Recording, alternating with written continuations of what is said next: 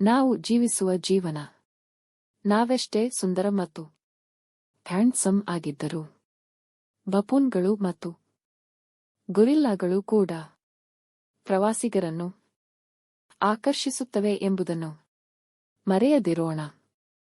ನಮ್ಮನ್ನು ನಾವು ವಿಪರೀತವಾಗಿ ಹೊಗಳಿಕೊಳ್ಳುವುದನ್ನು ಬಿಟ್ಟುಬಿಡೋಣ.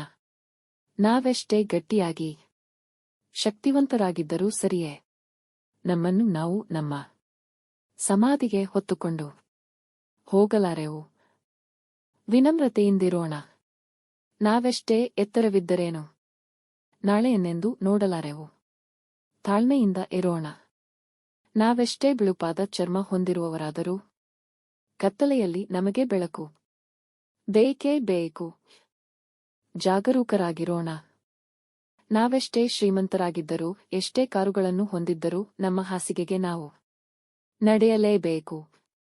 ಸಂತೃಪ್ತಿಯಿಂದಿರೋಣ. ಜೀವನವನ್ನು ಆರಾಮವಾಗಿ ತೆಗೆದುಕೊಳ್ಳೋಣ. ಜೀವನ ಬಲು ಚಿಕ್ಕದು. ನಮ್ಮನ್ನು ಈ ಬೆಳಗ್ಗೆ ಎಬ್ಬಿಸಿದ್ದು ನಮ್ಮ ಅಲಾರಂ ಗಡಿಯಾರ ಎಂದುಕೊಂಡರೆ ಅದನ್ನು ಒಂದು ಶವದ ಪಕ್ಕದಲ್ಲಿ ಇಟ್ಟು ನೋಡಿದಾಗ ದೇವರ ಕೃಪೆಯು ನಮ್ಮನ್ನು ಇಂದು ಎಬ್ಬಿಸಿದ್ದು ಎಂಬ ಸತ್ಯ ಹೊಳೆಯುತ್ತದೆ. ನಾವು ಬದುಕಿರುವುದೇ ಆ ದೇವದೇವನ ಕೃಪೆಯಿಂದಾಗಿ ಎಂಬುದನ್ನು ಅರ್ಥ ಮಾಡಿಕೊಳ್ಳೋಣ. ಯೋಗವು ಒಮ್ಮೆ ಬರುವುದು.